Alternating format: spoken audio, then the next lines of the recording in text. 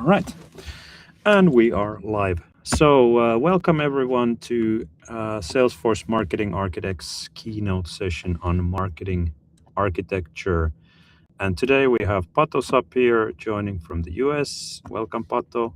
And yeah, I'm just going to show a couple of slides as I always do in the beginning, just a bit of general information. And after that, we'll give the floor to Pato. So just a second while I share my slide here. I suppose you guys can see my screen, so I'm just gonna open it up here. Can you still guys can you see this? Pato, maybe you can shout. Yep. Great.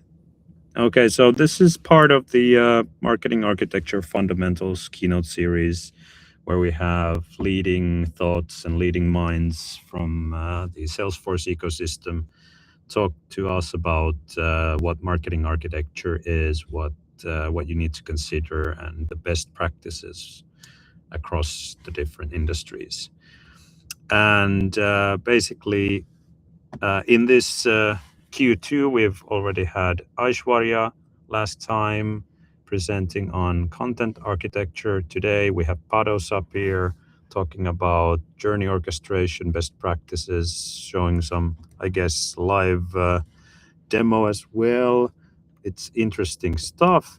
And in June, we have Jenna Matson joining us about data quality and hygiene, which is a topic that has always been important, but is even more so in the age of agentic AI and generative AI. And just wanted to share that if you haven't already joined the Salesforce Marketing Architects community, please do so. So you can just go to trailblazercommunitygroups.com and just search for Salesforce Marketing Architects, and you can click join.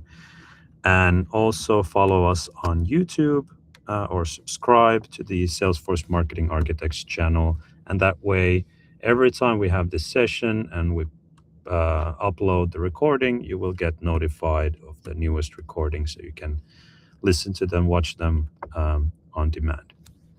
But that's basically it from my end. And now I'd like to give the floor to Pato. Go ahead, sir. Thanks for joining us again. Awesome.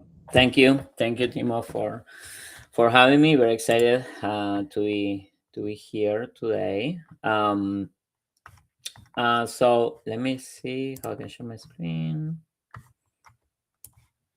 1 second. While Pato is opening the presentation, I'll just share that if anybody has any questions throughout the presentation, just put them in the chat. Me or Pato will be picking those up so we can answer them as we go. Or Pato, would you rather if we do the questions at the end? Which one would work better Yeah, for you? yeah. If you put them in the chat, it's great. I can cover them at the end. No problem. Yeah, that sounds good. Okay. Well, thanks everyone for joining. I'm gonna talk a little bit about who I am for those who don't know me. My name is Pato Sapir. I'm marketing champion and Salesforce MVP. I've been working in the Salesforce ecosystem, particularly on Salesforce Marketing Cloud, since 2012. I always joke when Journey Builder used to be like vertical and not horizontal. Um, and in 2015, I started my own company called Devs United, which is a provider of Salesforce professional services, very oriented to marketers and marketing cloud. And then my company was acquired by Marcus Thomas, which is an advertising marketing agency here in the United States in 2019. But the Devs United brand remained, and the specialization and kind of like the focus always, I always mention that, mixing Devs United and Marcus Thomas a little bit. And I started this year I started on a new project within Marcus Thomas called Nucleus, which is as more of a SaaS platform, and it helps marketers centralize and optimize their campaign operations. So, if you think about it, it's just helps you run campaigns, replacing Excel spreadsheets or task boards and whatnot. But it also helps you build the marketing messages, and then you integrate it with your marketing automation tool of choice. It could be Marketing Cloud or Marketing Cloud Advanced, and then deploy the emails from the platform. So we launch in this year, and at any point, Timo, if you want, I can show you a demo. I love your feedback, but we're still in the early stages, but we're very excited about this new product. And as you can I'm see always happy to provide a second opinion. yeah, I would love for you to see it. And I'm also, as you see in the picture, I'm a amateur beekeeper. I've been doing it for about 4 years. I always put this picture, and when I speak at Connections or Dreamforce, I ask any beekeepers in the room, and nobody ever like raise their hands. But one day, someone's gonna raise their hand, and that person's gonna be my best friend in that day. Um, and I have a couple other projects. I mean, usually what I like to do is I use GitHub as my repository, even for like presentations. So when I presenting a Connections, Reinforce, or other events, I try to upload the decks and any other information in my GitHub repository. Sometimes it has code examples, sometimes it's just the content. So you can see a lot of stuff that I've been doing throughout the years with Marketing Cloud in there. And then I also have like a tool that's called MC Snippets, which, as you know, if you are developing or trying to even share code with a customer or with a coworker, unless you have access to their Marketing Cloud instance, or you wanted to learn Anscript and you don't have access to a Marketing Cloud instance, MC Snippet is kind of like a playground that doesn't sits on top of a Marketing Cloud instance, but doesn't require you to have one. It's a free tool. You can run AMP scripts, server-side JavaScript, and SQL queries in a simulation environment, and then you can share that snippet of code with anyone else externally. So again, it's a really cool tool for learning and sharing content with others. So enough about me. Feel free to connect on LinkedIn and keep the conversation.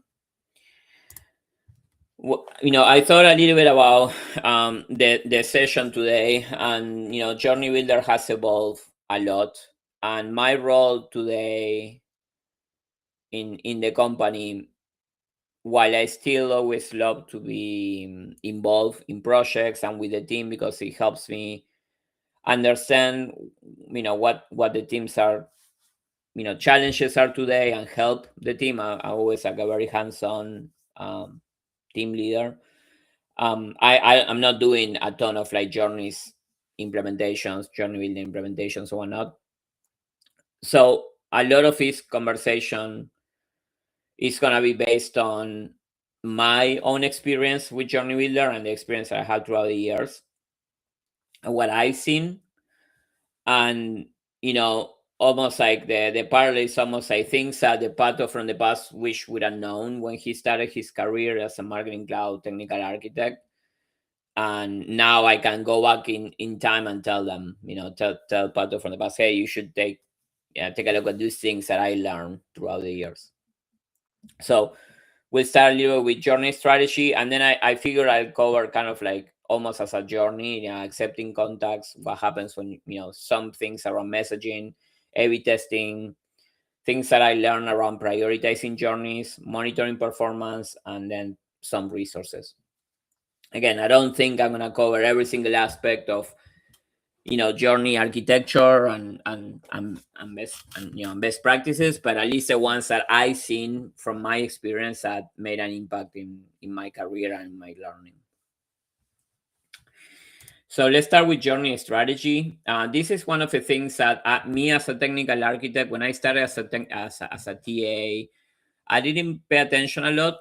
I came from a software development background when I started my career, and and that was like I started my career when I was 18 years old, so I don't know when I disclose my age, but it was a long time ago. And Agile was still kind of new, and in my time when you were a software developer, you were kind of like a soldier, right? You weren't like a thinker. You were more like, hey, I'm going to execute the requirements. And I came to appreciate with time, as I started working with Journey Builder, how important it is to, even if you're a technical architect or a developer, be involved with the strategic side of a journey. The more context that you have about why the journey should exist, the better architectural decisions you can make when building the journey. Even if you are in charge of building the email that is inside a journey, it doesn't matter. Just having that context is going to help you to do a better job.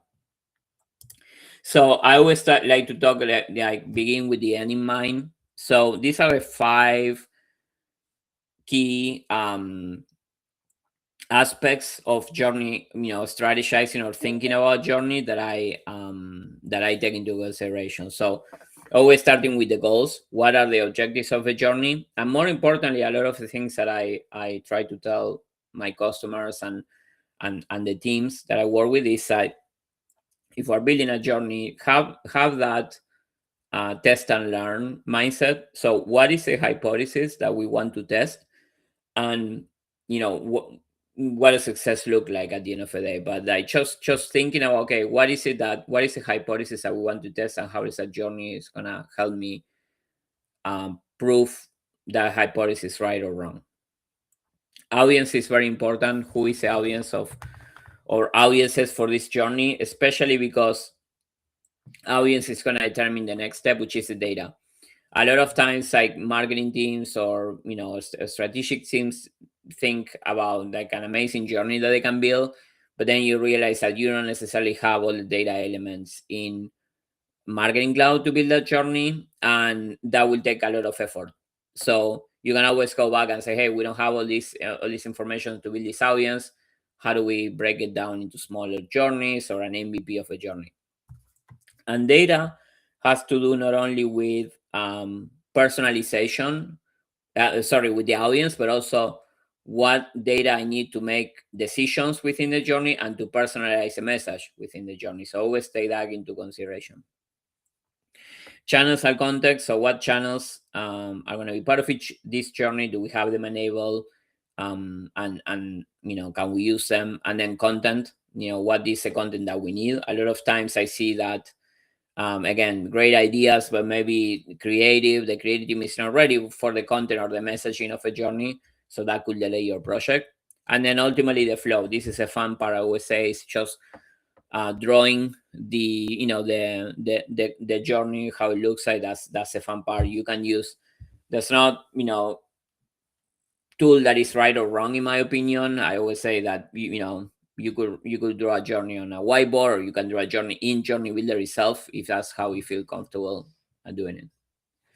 So in one of the sessions that we did in one of the trainings that I did not too long ago, kind of created this this kind of like map that is going to be part of the resources that helps you kind of like sit down with a team. This is like a really fun exercise. Also, you can use it on your trainings to sit down with your team and just like have everyone brainstorm on journeys or come ideas with journeys and have this framework, okay, to walk through. And again, it doesn't matter what your role is. You can be a technical architect, you can be like a developer. I'm sure you'll have great ideas if you understand the values and you understand the business that you're working on.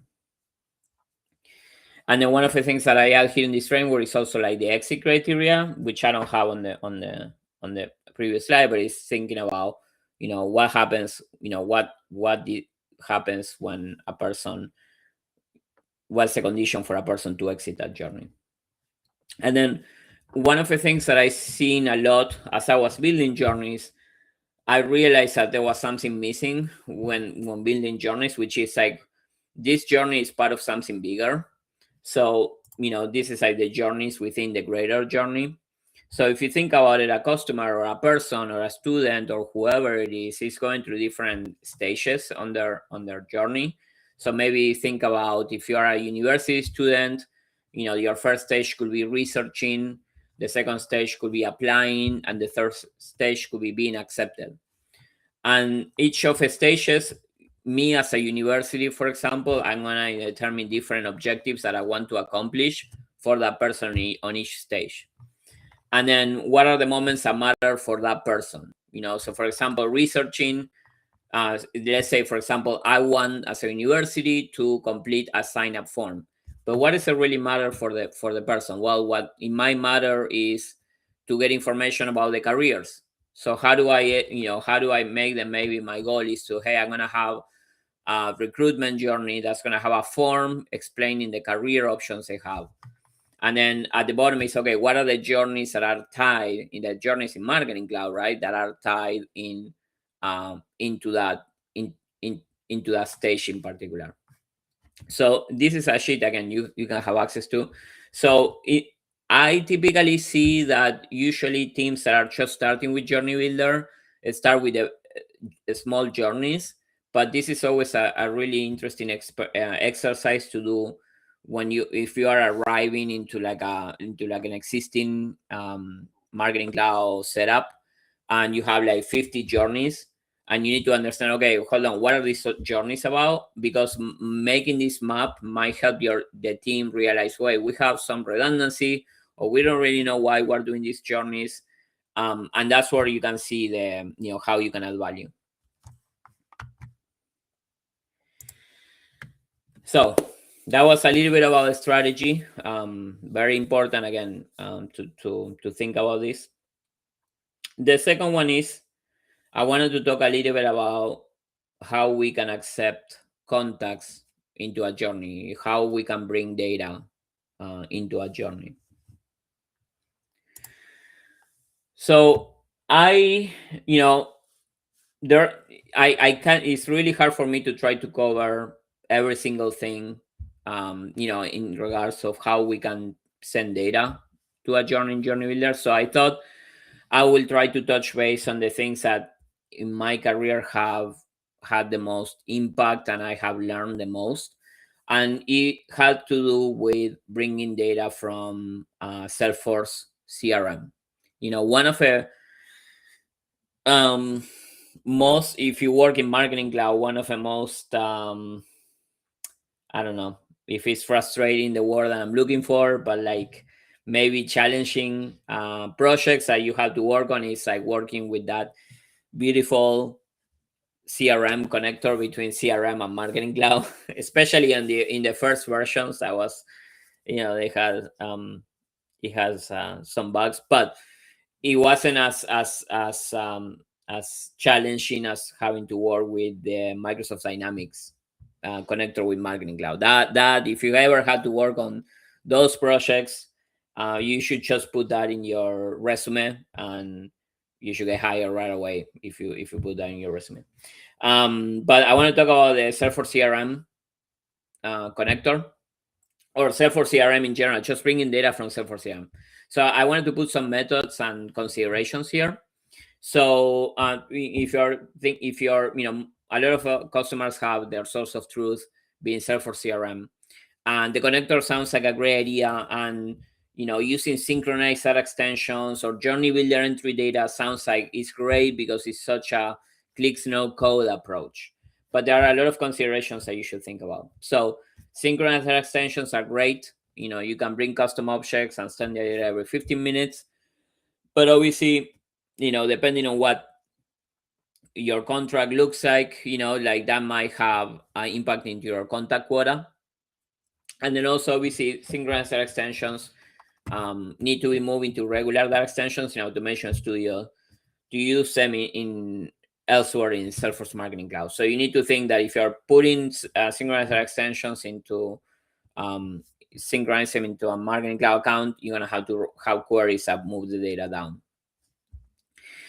The one that I highlighted is one of my favorites, although it's not as popular of opinion sometimes, but it's a strategy that I like to use, which is actually you can import reports into that extensions in Marketing Cloud, and you can have them automate them. And then you can use those extensions as your data model.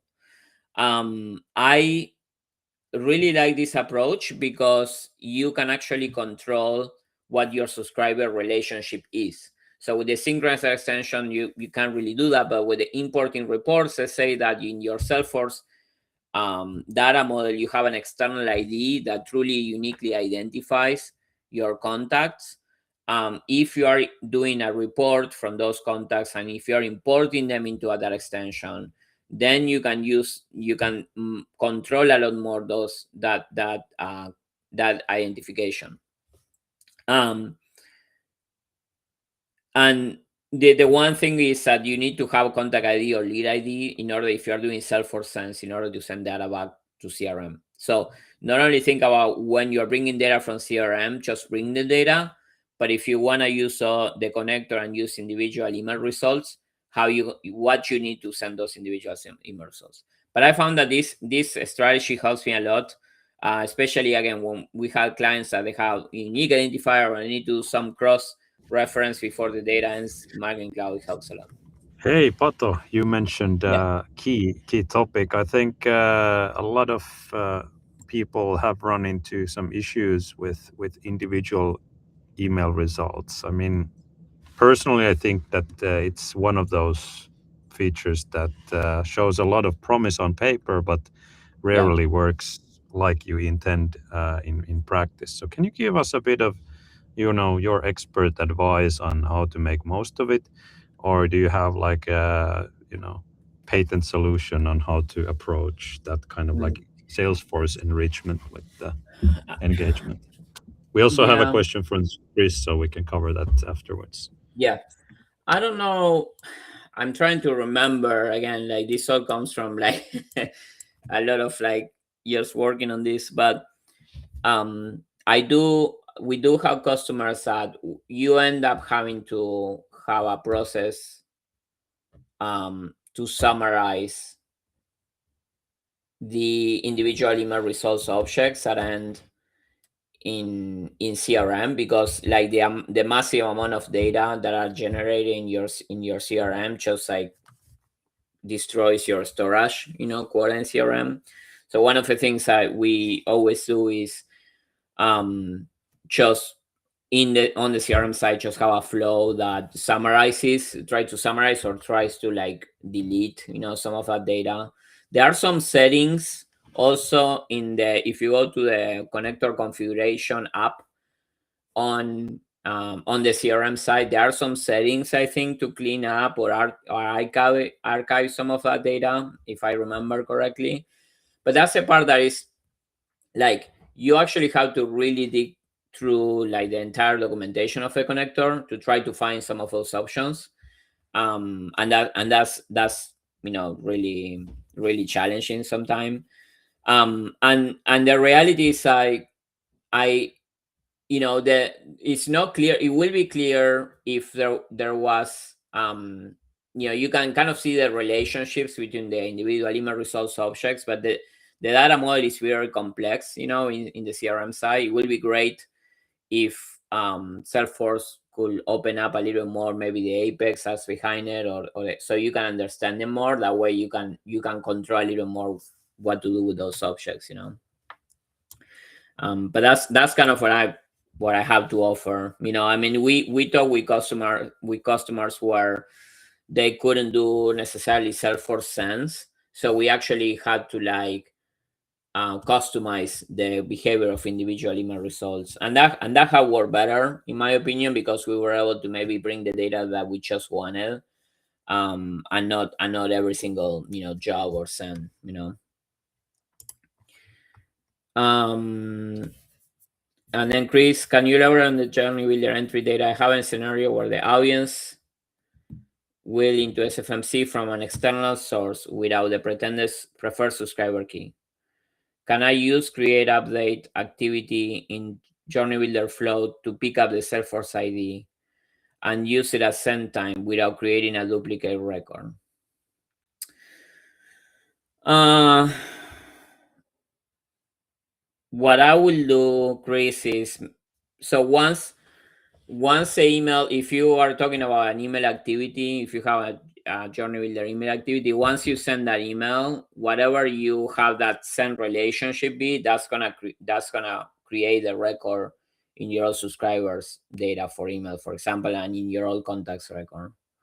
So what I will do is, before that email goes out, is like I will import the data into Marketing Cloud, but I will like just have something before that moves the data into a data extension with the actual send relationship. But that at the end of the day, like if you have an email activity and your journey builder data extension, it has to be a sendable data extension. That sending relationship with your subscriber key, that's gonna determine how you relate contacts. So you're gonna have to change that before you configure the journey. I hope that's clear.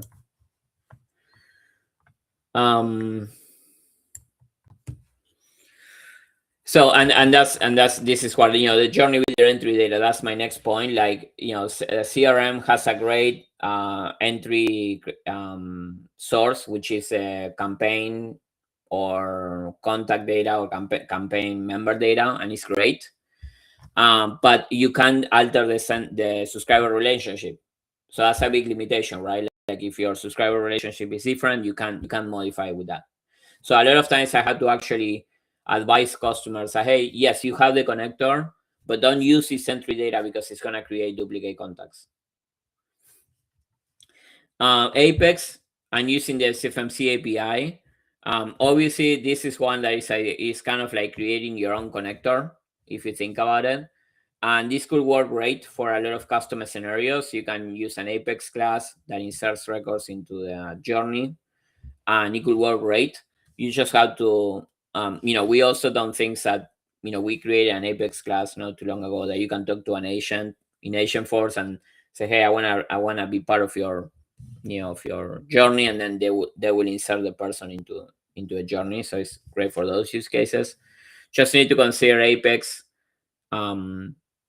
performance based on volume, how many records you are processing at a time. You can do a lot of things creating an Apex queuable class or asynchronous processing, but you just need to be cognizant of that. And then monitoring failures, just monitoring the failures is important. And then Marketing Cloud Engagement Plus. Marketing Cloud Engagement Plus is a new SKU. So if you have, that a lot of you, as your contracts are being renewed, they're going to be offered the new SKU Marketing Cloud Engagement Plus, which basically allows you to have Marketing Cloud Advanced and connect flows with journeys. So from a flow, you can put a person into a journey. And that could be a really good way to start like adapting, but the new platforms and changing a little bit the way the data flows. But it will require activating Marketing Cloud Advanced, which requires you to activate Data 360, do identity resolution, and data kits. It doesn't matter how simple your model is, you still have to do those things for it to work.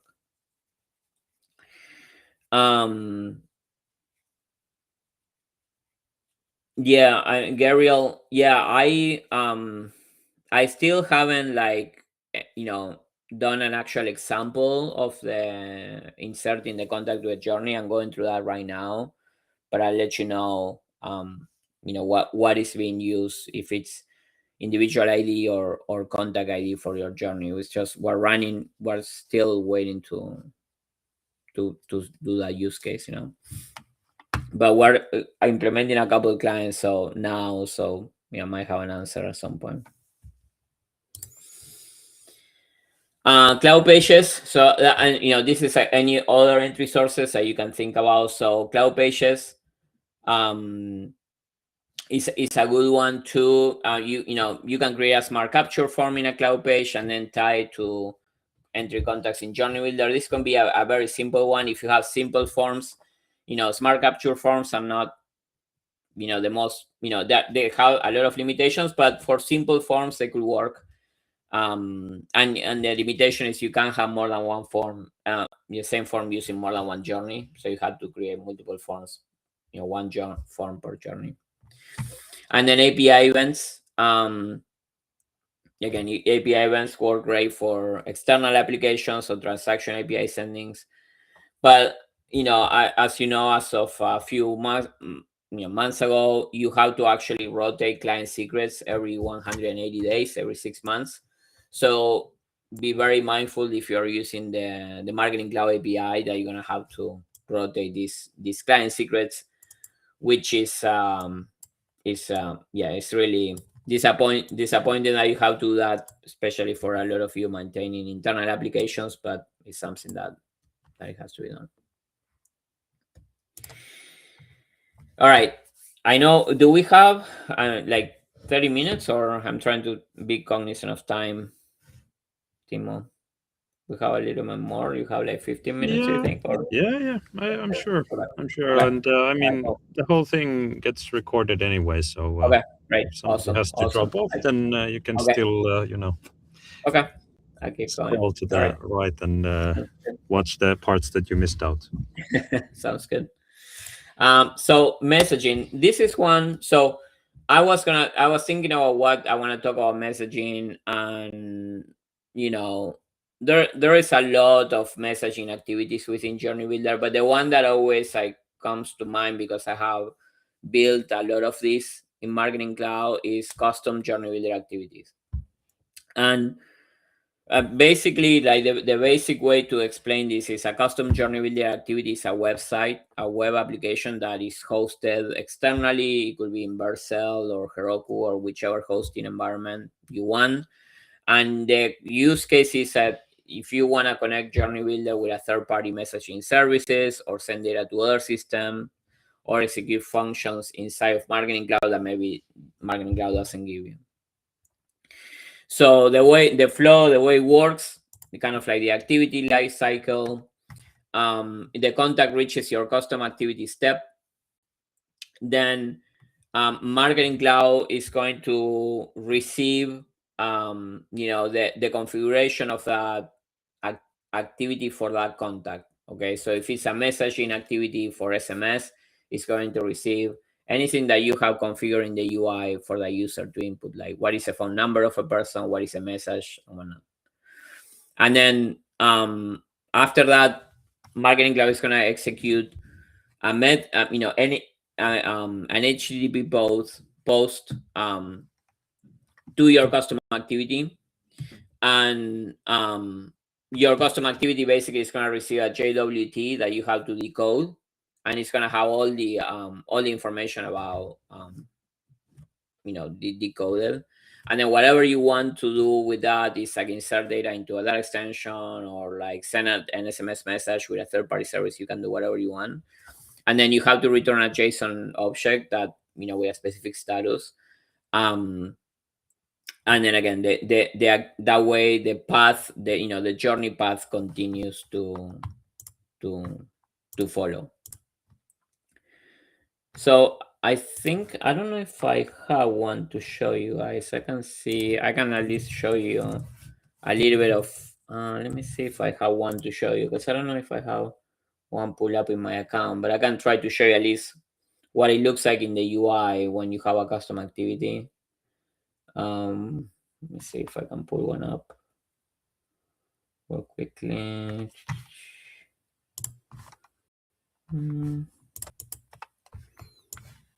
See, I don't know if this one is gonna work. So I'll show you real quick, just so at least so you can see. I don't know if this one is gonna work or not, but we did this one. It's like we built this one for love. It's like a postcard direct mail messaging service. So in this activity in particular, we build it so you can actually configure a postcard, and this configuration, there is a config file that you can set up and tell when you drag the activity to say, hey, I want to have 2 branches, for example, send and not send. And the way we did this is because we wanted to verify the physical address of a person, and if the physical address is not valid, we can send them to the not send branch. You can do this with with your SMS activities and whatnot, and then you can say, okay, if it wasn't sent, I can send them an email message, for example. And then when you click on it, what loads up here, and this doesn't load right now, but it will be the whatever iframe, whatever content you have on your custom activity. So in our case, we had configuring the message and things like that. For for some reason this one is not working, but that's the basic. um so again, you can build your own activity. Is the activity is configured as an installed package in Marketing Cloud on the setup screen, and you just point it to the URL of your website. That website has to follow a particular structure. So for it to work, it has to follow a particular structure. And I have a template for a basic journey activity that you can set up on my GitHub, which I think I put on the resources tab or slide. Sorry. So some of the things that I learned during my configuration is journey building activities are great, but when you get to the execution point, imagine that basically Marketing Cloud is sending your website. It's basically sending an HTTP post with all the information that you as a user to configure when they are setting up the activity. So unfortunately, during that execution, you don't get any context about which account they are calling it on, which MID or which account. You don't have information about authentication tokens and things like that. So you actually have to take care of that, whether that by passing that on the UI as a hidden field or something else. And this becomes especially challenging when you're interacting with an external third-party service and when you are building App Exchange journey activities for the App Exchange. Because imagine like if you have, you're building an App Exchange app that has a custom journey builder activity for Twilio, for example, you have to have some sort of like login mechanism for the user to log in into their Twilio account and do some sort of configuration to have that handshake. So okay, from which Twilio account am I sending? So when it comes to like creating App Exchange apps that have journey building activities, you have to think that you're building a journey building activity that can be run from any Marketing Cloud account that that the client wants to install it. So that could be a very, very big architectural challenge there. Yeah, Timo, you have a question? Yeah, I was wondering, Gabriel had a good question about, Salesforce Flow and Journey Builder. And now as you have, Marketing Cloud Engagement Plus, you can connect Journey Builder and Flow and vice versa. So have you had sort of, practical sort of experience with using the two side by side? How are your sort of Yeah, initial thoughts on those? yeah. I think I tried to answer this earlier, but we're still in the process of creating some journeys, like creating some flows that connect to journeys. So I still yet to see what that sending the relationship is like.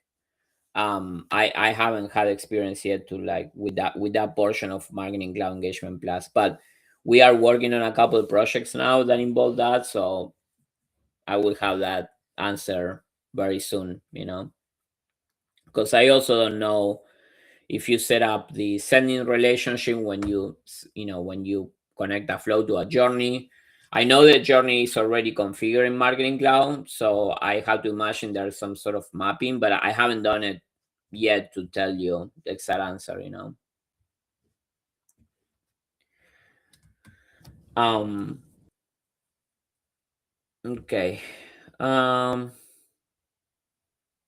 And there's other question that Gary has was if it's compatible with Marketing Cloud Connect, but I would say Marketing Cloud Engagement Plus is not the same as Marketing Cloud Connect.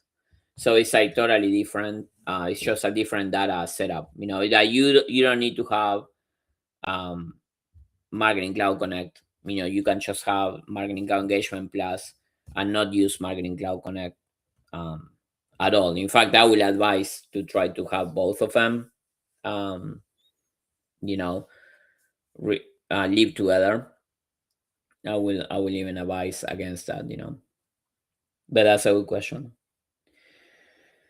Yeah, that's Um, interesting, but I think that's a longer discussion on that topic. But yeah, I mean, Yeah, What could go wrong if you have, Marketing Cloud Connect sort of operating at the same time, or is it just extra, architecting or I think governance? if you have Marketing Cloud Connect, can cause confusions to users of trying to, for example, create journeys. I use like the Salesforce entry criteria in Journey Builder, and I think you kind of have to change the way of how cost users use Journey Builder from where maybe the journey is built in Marketing Cloud, but maybe you launch it from an audience that you build on CRM.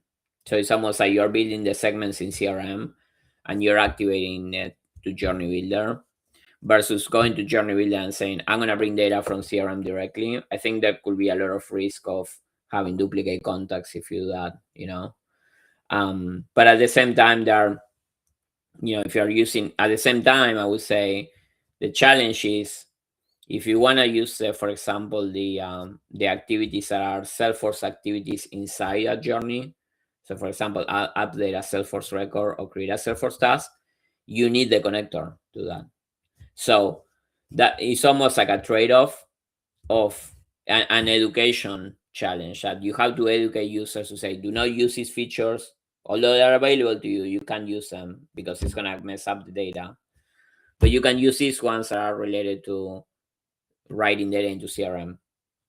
So it becomes like almost, I think it's like balancing between the educating the customers to think a little bit different how they use Journey Builder, and then governance. How do you, what do you allow or not allow, because these are not things that you can really turn off with a permission. Like, so you literally have to tell the person, do not do not use this functionality.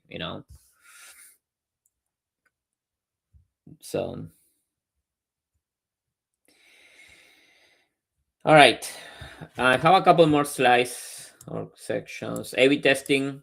I'm gonna try to cover this. So again, from my experience, um, A/B. Oh, sorry. A/B testing. You have a couple of options. One is a classic decision split and engagement split. So you can basically say, I have a random split. Random split where you can say, hey, this group of people is gonna have, it's gonna receive an activity, and this other group is gonna have a different experience.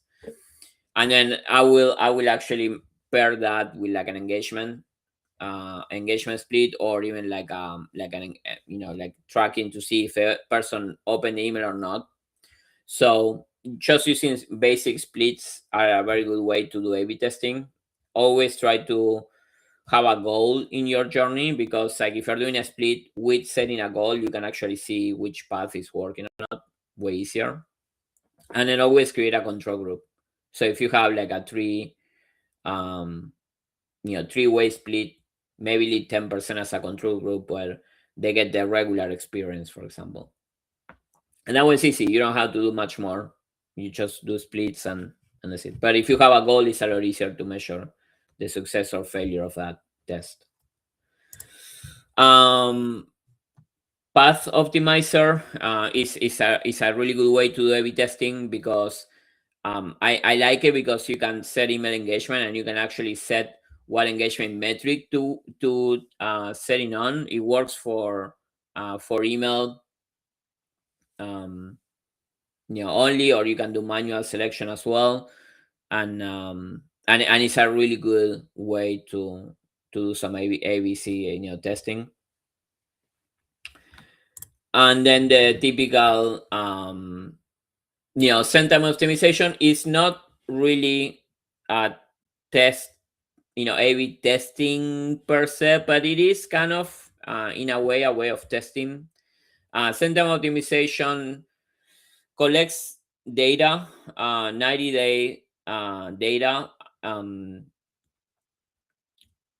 of 90 days of engagement data, and it determines the best time within the next 24 hours to send an email. My main challenge with A/B testing is with send-down optimization is a delivery of a black box because of the algorithm, how it calculates, what engagement data it uses. You can kind of tweak it a little bit, but I don't like when you don't have entire control of what that model looks like or algorithm. But it is a really useful tool to try to, and also again, these are all things that might work for some and not for others, but I always encourage to test them and see how it works for your use case. And the engagement split, the engagement split is also cool. You have to have the web analytics connector because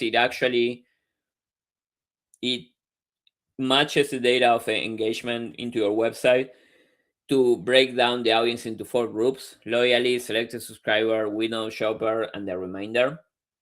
And it uses the events that you have in the web analytics connector to put the people into those groups, 4 groups.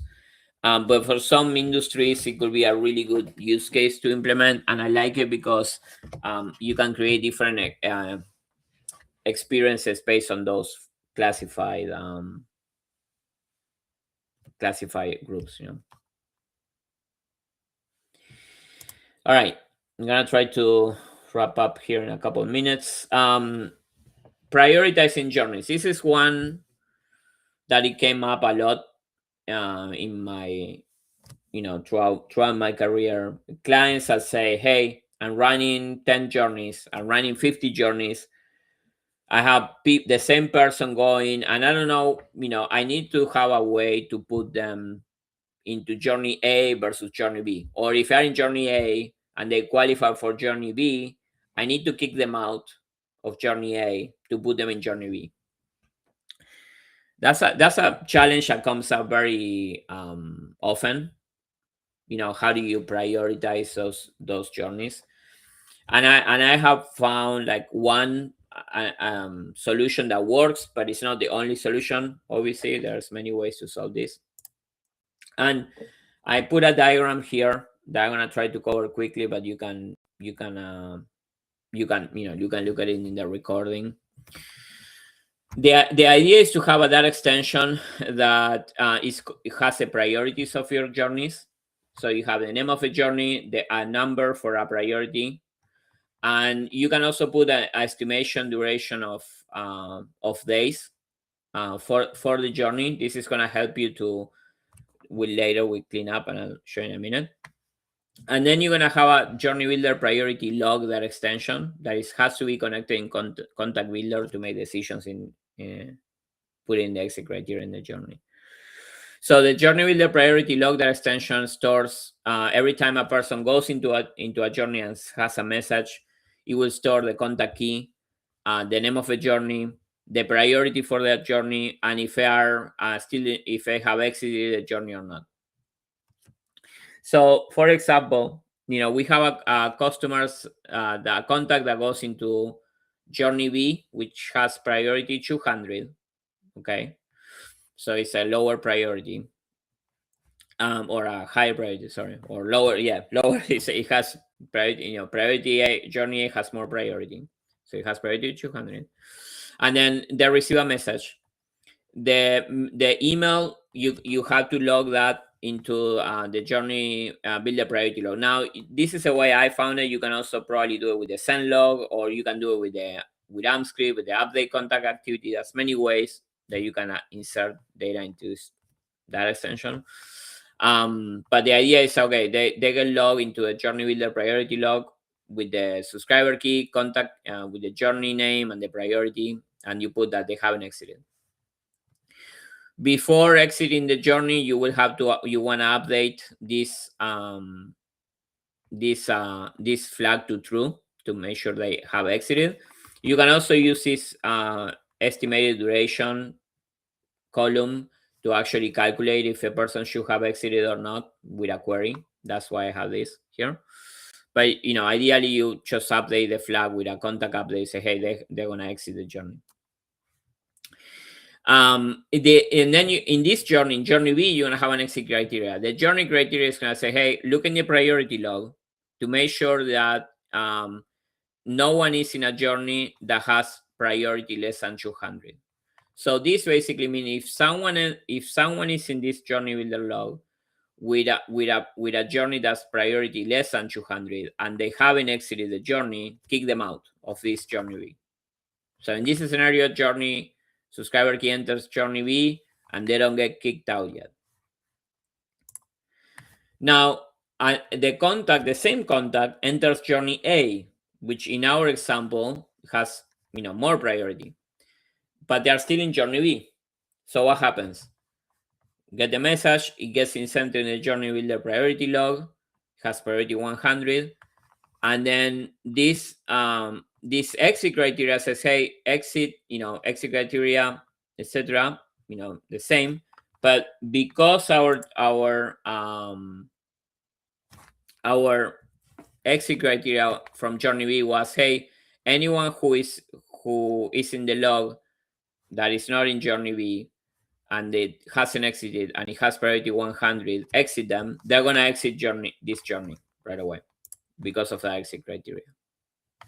So that exit criteria becomes very relevant, and having that journey priority log and the journey builder priorities helps you a lot to have that system of journey prioritization. The main challenge will be within the journey writing into that log. There are many ways to that, and then you have to clean up the journey builder priority log, and that's why maybe you can use retention policies, or like I said, the estimated duration. You need a query to actually update, make sure that people are exiting you are flagging that they exit the journey to make sure that they're not there anymore. But this is in a high level, right? This is a way that I found helps a lot when to build a system to prioritize journeys. Is a very common use case that you might face. To wrap up, monitoring and performance, there are some factors that can affect the performance of your journey volume. Using the same data extension in multiple journeys,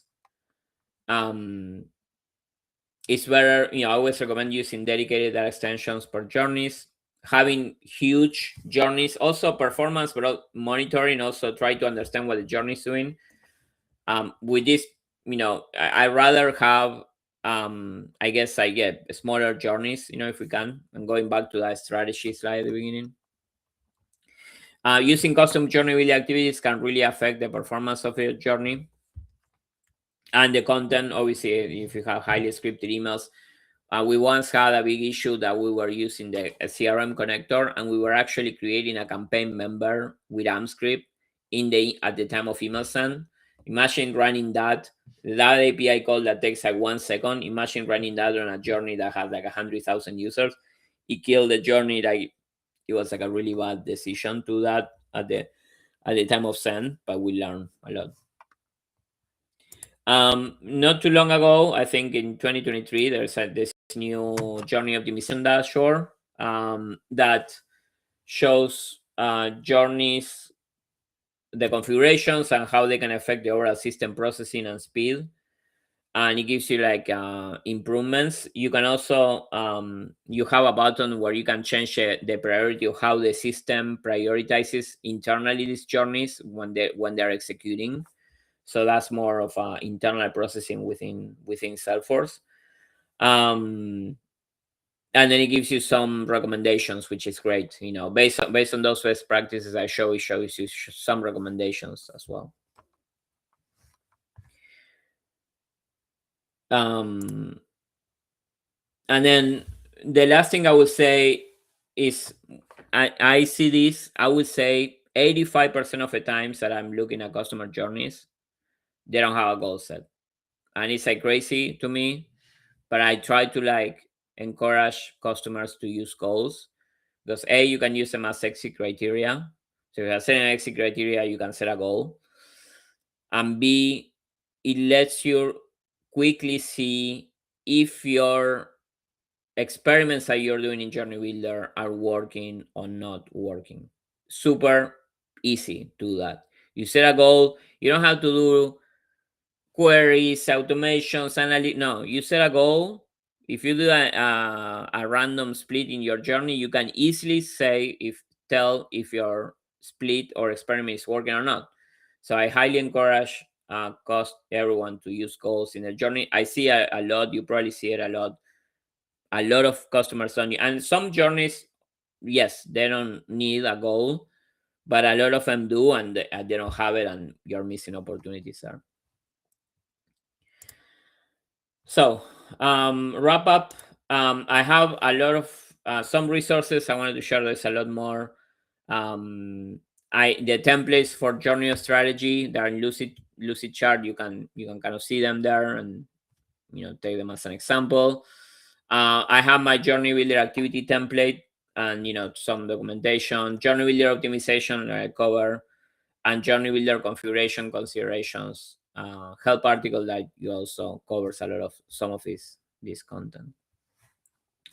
And then lastly, I'm running two sessions connections. One is about best practices for marketing cloud, data 360, marketing cloud advance, and Asian Force implementation, and running that with Ali and Chris. And then I'm also doing a session with Salesforce on the feature of AmpScript. So AmpScript being supported on MCA in the summer release, and what considerations you should take into account. So I hope to see you there. I don't know if we have any time for questions or comments. I think you pretty much covered everything. Thanks, Pato. It was a really nice sort of deep dive, as can be expected, and that's really what we're looking for in this marketing architect session. Yeah, congratulations from my side as well for the two sessions. I'm sure they will be awesome. Yeah. And yeah. Thank you. All right. Thank you, Awesome. everyone. Have a great rest of the week. And as always, stay tuned for the recordings and the upcoming sessions. And hopefully, we will see you soon in the next one.